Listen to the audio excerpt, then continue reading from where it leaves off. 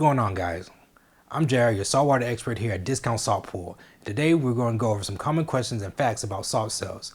Now I have some really good information I really think all pool owners should know, whether you're new to salt systems or not. So let's go ahead and dive in.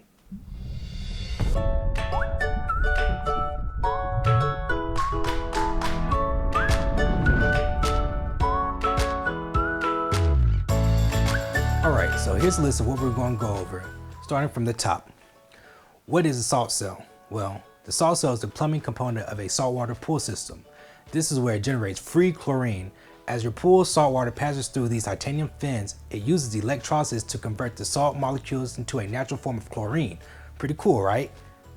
So how long do these things last? Well, the larger the salt system, the more chlorine it can create in its lifetime.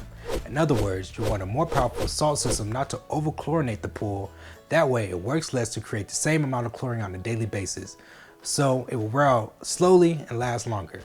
The experienced pool owner knows to pick a unit with a higher chlorine output and or a higher gallon rating. Remember, it is wise to oversize. Also, keep in mind that cells are considered a wearable part and in time will need to be replaced.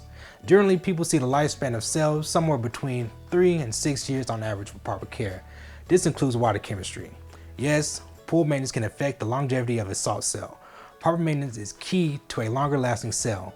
Balanced water chemistry minimizes the amount of chlorination the pool even requires, so a system doesn't have to work as hard. To minimize chlorine demand, keep an eye out on things like pH, stabilizers, phosphates, and nitrates. It would be the same without a salt system, but instead, it would just mean you'll be dumping in more chlorine. There'll be some regular maintenance on the salt cell itself. The titanium plates in the salt cell will slowly build up calcium mineral scaling. This needs to be periodically cleaned because scaling and debris hurts the ability of the salt cell to operate. Check your systems manual for exact instructions, but cleaning basically involves taking 10 to 15 minutes to soak the cell in a weak acid solution to dissolve that buildup.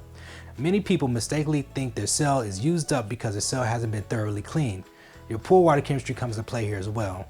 Check your saturation index in your pool from time to time to ensure you have a good water quality so that you're not being forced to overclean your cell.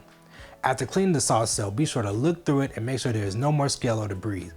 Flush it well if you see any and clean again if necessary. Lastly, preventing premature failure. If you want to get the very most out of your investment, remember not to misuse your salt system.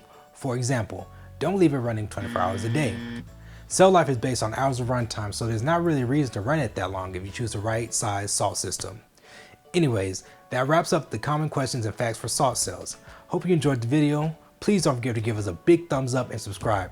If you have any questions, please give us a call. Again, I'm Jared with Discount Salt Pool, and remember, we'll take care of you guys. Thank you.